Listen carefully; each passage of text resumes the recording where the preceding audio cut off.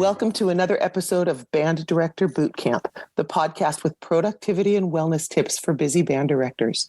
I'm your host, Leslie Moffett, and I'm really grateful to be sharing this platform with you.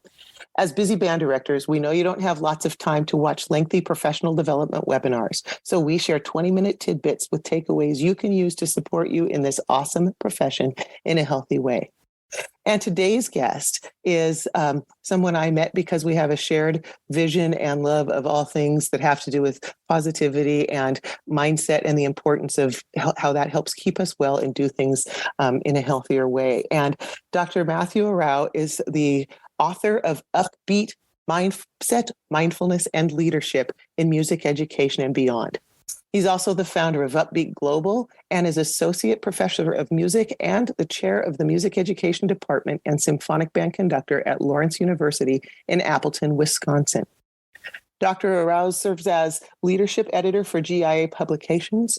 He's a board member of SLAM, and he's a Conn-Selmer education clinician. Before teaching the college scene, he was a middle school and a high school band director for 15 years. So he has seen everything, including how teachers are prepared for going into this profession.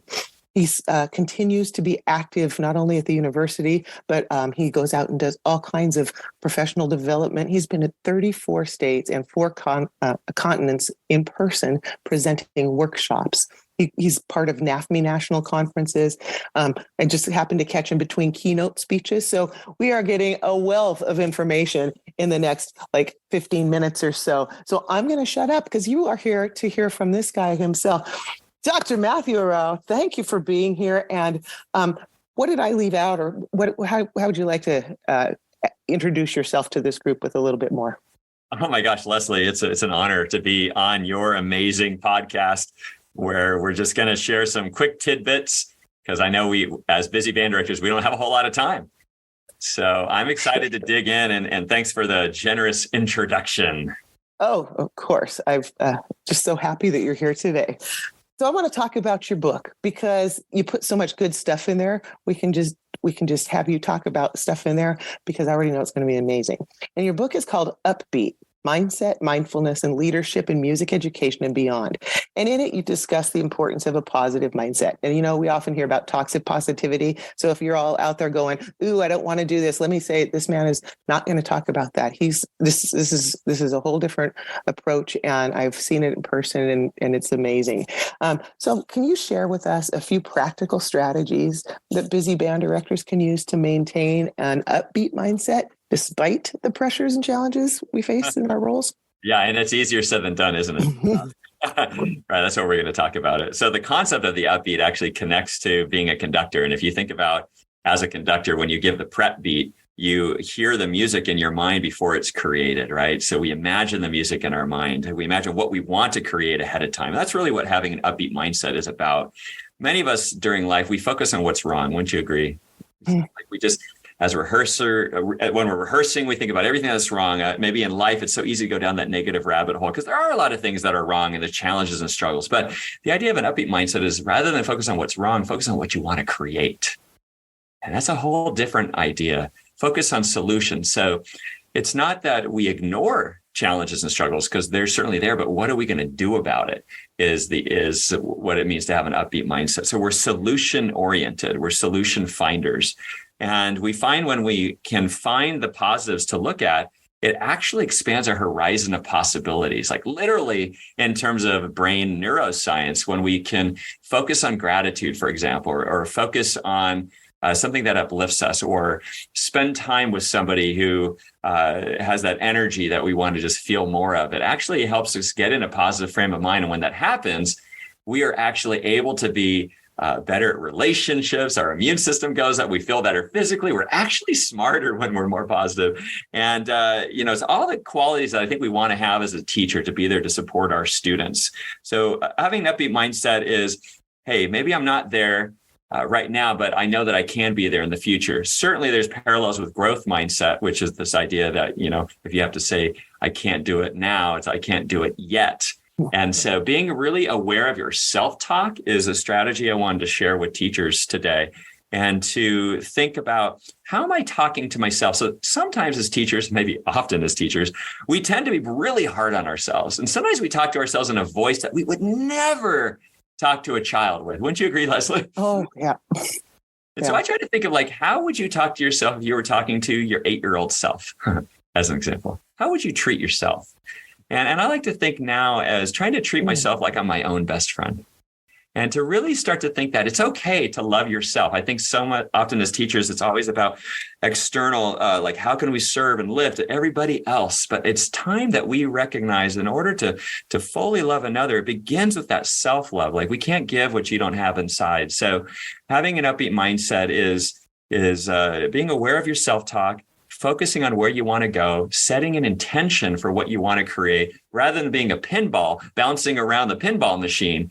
Taking back control of your life by being intentional. And for me, it begins in the morning, setting that trajectory and then reconnecting to my intention throughout the day. Welcome, Band Director Bootcamp listeners. If you're feeling a bit burnt out and are ready for support and accountability partners in your wellness and productivity, we have an amazing opportunity for you.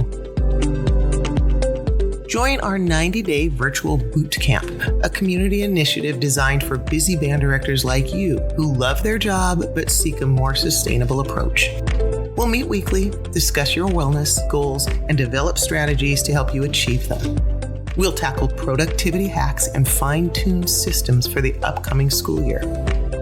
With 35 years of experience, I've got some tricks and tips up my sleeve that I can't wait to share. So, as we move into a new season of our lives, if you want to feel empowered and supported by like-minded individuals, this is your chance. Reach out to me at banddirectorbootcamp.com or click on the link in our show notes to schedule a 15-minute call.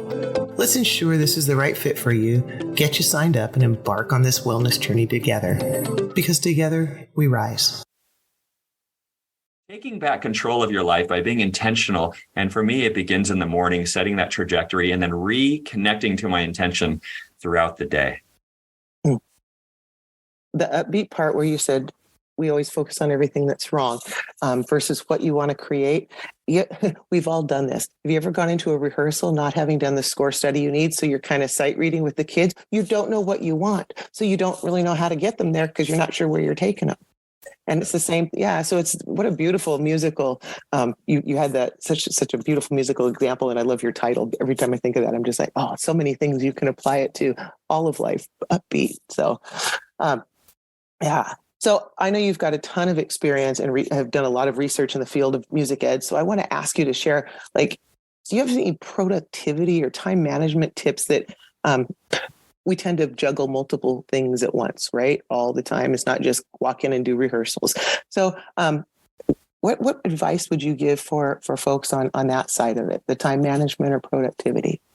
Well, what's fascinating is the world of distraction that we live in and the science of distraction and how like a ping from our phone or glancing down at a text even or being working on preparing a lesson and then an email dings and catches our attention. It takes so much time to redirect back to what we were focused on if we're distracted. So for me, it's about setting aside that time, even if it's only a 10-minute block that you're like, okay, this 10 minutes, I'm going to study this score. I'm going to prepare for this next class. I'm going to turn off the phone. I'm not going to look at the computer. I don't know about you, but there's so many distractions. Even when I'm working on my computer, I'm getting notifications, all this kind of stuff. And we're not wired to be able to handle all those distractions. And so we need to actually be much more proactive about shutting down the distractions I would advocate for. And for me, I find that if I can just have that quiet time of focus, boom, I can get a lot done. Hey, I know that we don't have, like a block of hour or 2 hours during the school day to do that score study that we'd love to be able to do. But we all know that if you can be really intense for 10, 15 minutes, that's really, really important.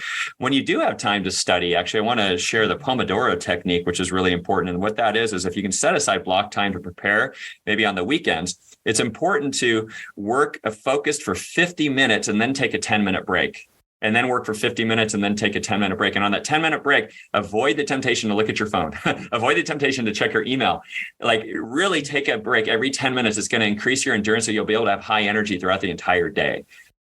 Because if you don't take those consistent breaks, you can only work so much and then you'll just crash. But when you really want to have an intense productivity time, I just want to share that with folks. And that's definitely proven by science. It's something I've learned, and it's allowed me to accomplish so much more by taking those 10-minute breaks, stepping outside, doing some jumping jacks. By the way, in terms of productivity, it's about energy. I think sometimes we forget about it. We think about like, oh, let's do, we think about the quadrants that Stephen Covey talked about. We want to do like not urgent and important, those kinds of things.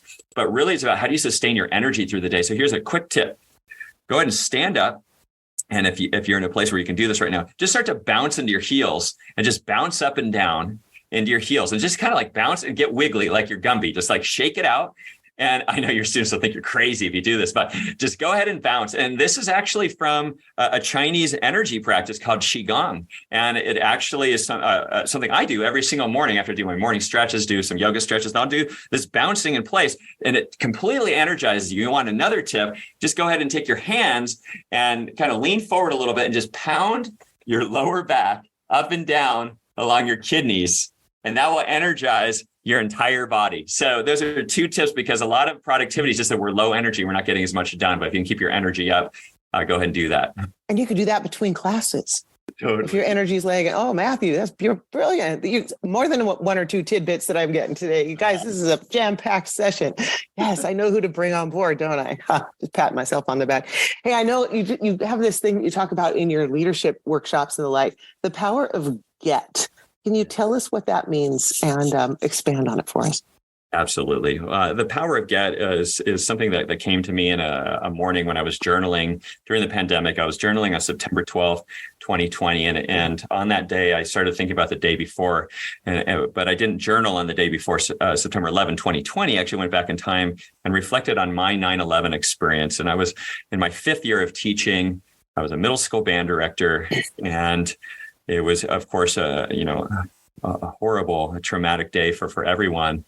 And I was journaling about it. I remembered the power, what I call the superpower of music on that day. And in my 7th grade band, performing America out of the method book.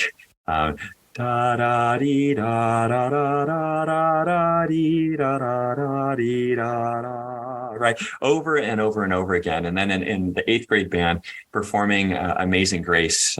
We turned the television off in the second half of the day for the 7th grade bands and the 8th grade bands, and we played Amazing Grace. Da dee da da dee da dee da da. Right, we played this arrangement of Amazing Grace. We just played over and over and over again. It was like so heartfelt, so emotional. And as I was journaling about that day, I thought about how this is the real power of music. When words fail, music speaks. And we really learned it together on that day, how important music was. And as I was journaling about that, I started thinking about my to-do list. And because, during the pandemic, all the stuff we're going through, reflecting on 9/11, in my to-do list, I just added 1 word, and that word was get. And it was the same kind of to-do list I had to do every day, but it was like, I get to email Sarah, I get to call Mark, I get to, prepare my classes, I get to study my music, I get to, I get to attend a faculty meeting on Zoom. and it was like, I get to, and it led me to think about that power of the word get, because it really fired me up. And when I thought about the word get, I thought about the word yet, from Carol Dweck's research on growth mindset, which is fantastic. And you can't do it yet is about hope. It's about the future. But I realized, what is get? Why am I so excited about it? I realized get is about the present moment. It's about right now. I get to have this breath. I get to be with you, Leslie. We get to have this conversation. It's so amazing. And all we know that's guaranteed is the present moment. And that's why I got so excited. What if I could live in what I call the spirit of get, and what I also call now the power of get? And I assigned meaning to each of those letters. G is gratitude.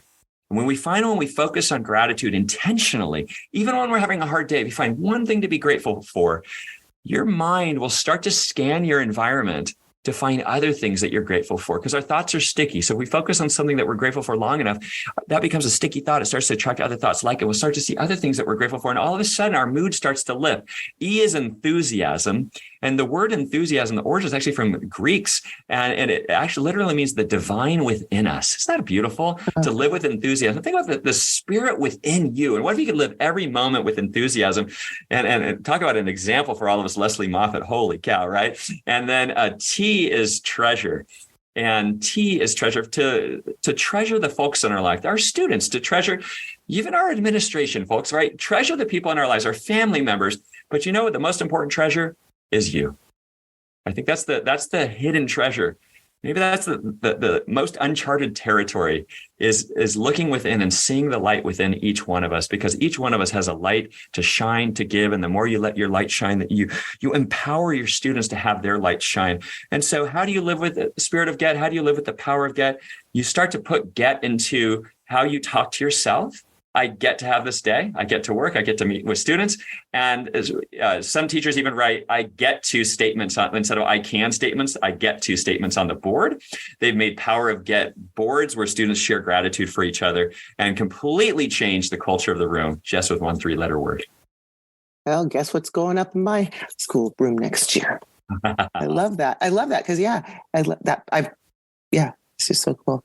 Well, finally, we have a minute or so here to finish up. And you've spent a lot of time working with future music educators as they're leaving your care and going out into the world. And so they get all your expertise all the time. So could you share one bit of your expertise or advice for our newest music teachers, newest band directors out there that you've got for them? Awesome. First of all, I'm just so excited for new teachers. Keep that enthusiasm, that idealism that you have, and just continue to foster it. Hang out with people that lift you up. But my piece of advice is to never be afraid to ask for help. Never be afraid to ask for help. Reach out, connect with mentors. We want to help. And I found that the teachers that are the most successful, that serve the students at the highest level, are those teachers that have brought in guest clinicians, and just were curious. And anytime they were at a conference, they didn't just go to the conference session and leave. They would wait in line to talk to the person, make connections. So realize that we are a connected profession, and continue to seek out mentorship and ask for help. I still ask for help to this day. I'll never stop. Absolutely. And we want to help each other, don't we? I mean, as band directors, we want to pass the baton, if you will. So that's perfect. And, I always want folks to have a takeaway from this episode. Well, you guys need a suitcase for all the takeaways that we were provided to today. So thank you, Dr. Matthew Arau, for being here. Got it right. And I want to thank all of you band directors out there who are doing this important work and making a difference in kids' lives through the magic of music education. The work you do matters, and so do you.